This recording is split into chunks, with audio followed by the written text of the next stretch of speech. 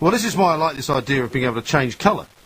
That's what I was saying earlier. Yeah, if you could quite be right there, actually. like a chameleon and you could just literally walk into a room and you'd be completely yellow or pink or something, you know. Yeah, something that would make people just completely ignore it because it'd be so wacky that they wouldn't matter. With the greatest respect, mate, the trouble with chameleonism is are you actually showing your true colours? Yeah, well, who knows? This is Mike Graham, this is Talk Sport. I'm going to go and talk to John very shortly, but let me do a couple more texts and emails. If our next government gives us up, lets us down or hurts us and the economy, they're going to have protests. That's the one that's texted in. Chris the Happy Hornet says, "Hi Mike, great show as always. This country has gone to hell in a handcart. I'm 49 years old and have always worked and paid taxes. I gave up all hope that those overpaid idiots in power would do anything positive for the people, and I have dropped out of mainstream society. I now live on a houseboat in the middle of nowhere. It's the only way to go." Well, obviously not quite in the middle of nowhere, as long as you've got a radio and you can listen to Talk Sport. Pete from Dunstable says, "The public deserves one honest answer from Gordon Brown. When will our tax go up, given the millions of taxpayers' money pumped into the economy? After all, there is no such thing as a free lunch." I think billions of taxpayers' money you're thinking about, aren't you?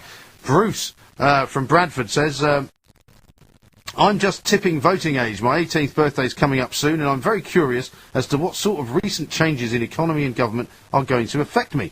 I'm really rather confused as I don't take any remotely political subjects at college. Oh, and if you read this out, I'd like to give a shout to the Brothers from Fortune image board." Now, the other subject, of course, we're talking about tonight is blushing. Why do you blush? Scientists have been studying this now for decades, and they can't work it out. They don't know why people blush. And they don't know why some people don't blush. They think that it might be evolutionary in the sense that we learned how to blush in order to show that we were honest. Because if you do blush, you're obviously an honest person. If you don't blush, you're obviously a dishonest person. But we had a conversation earlier about being a chameleon and how much fun that would be. We could eradicate all this racism and bigotry if we could all just change colour whenever we felt like it. And I'm not just talking about normal skin colours, I'm talking about multicoloured colours. You might want to be scarlet one day, you might want to be emerald green another day. Why not? Indeed. Rick in West Sussex says, "I find I blush if we've known each other for too long. For so long. Blushing happens without control. Well, you know the rules, and so do I." That's a bit cryptic for me, Rick, that one. Let's have a word with Pauline. Chris, is it Chris in Hanson or Chris Hanson? "I think Ronnie is nothing but a bigot, not wanting to pay for Catholic schools. Can you give a shout out to my friend Ben, who had a baby in her bed, of all places?" Well, they say you shouldn't keep babies in your bed, but I presume you mean she gave birth in her bed. Certainly, I can do that. Let's see. M. Kips. "Hi, Mike. Great show. Keep it up. Whenever I used to get in a fight at school, my mum would get scared and yell at me and tell me I had to go and move in with my uncle many miles away.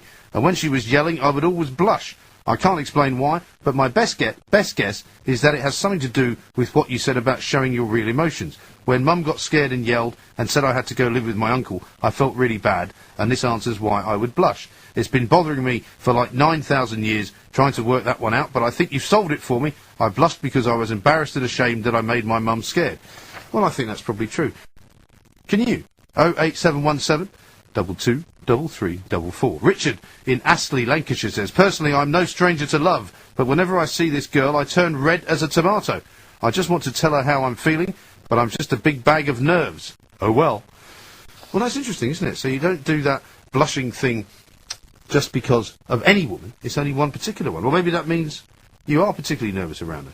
Interesting subject. I can't see how scientists cannot get to the bottom of it. Let's have a word with Paul in Hereford. Hello, Paul. Morning, buddy. How you doing? Yeah, not so bad. Excellent, eh? These scientists, yeah? They're retards, aren't they? See, my argument is if we were all different colours on different days of the week, then we could probably do away with racism, bigotry and all the rest of it. Lisa in, Longcatston. I needed braces when I was 8 years old. They were horrible, and I blushed like crazy every time someone noticed it. Oh, if only my father had kept his dental plan. Grrr. It's terrible when you're a child, isn't it, and you blush all the time.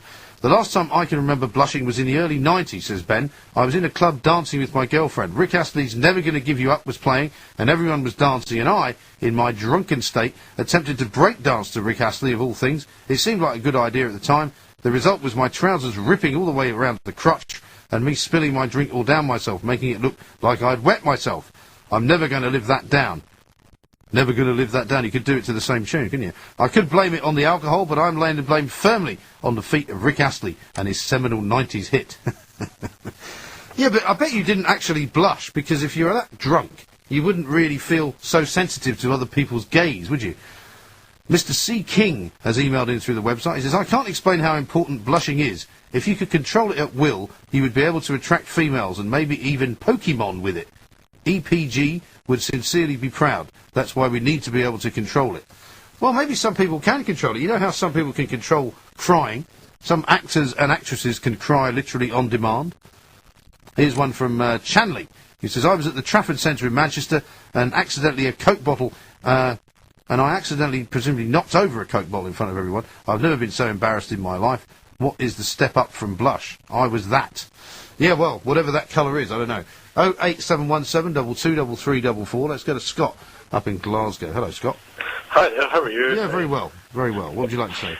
Well, I was going to take you up on the Catholic thing, but blushing has reminded me of a good story. I went to Philadelphia last year with my friend Robert Paulson, and we were playing a bit of basketball, and we started a fight, so we decided to end our holiday 3 weeks early, but we had to go to Bel Air with Robert to see his family, so we went for 2 days. When you say you started a fight, what, you mean a real fight? Yes, yeah, well, we were playing on basketball in Philadelphia.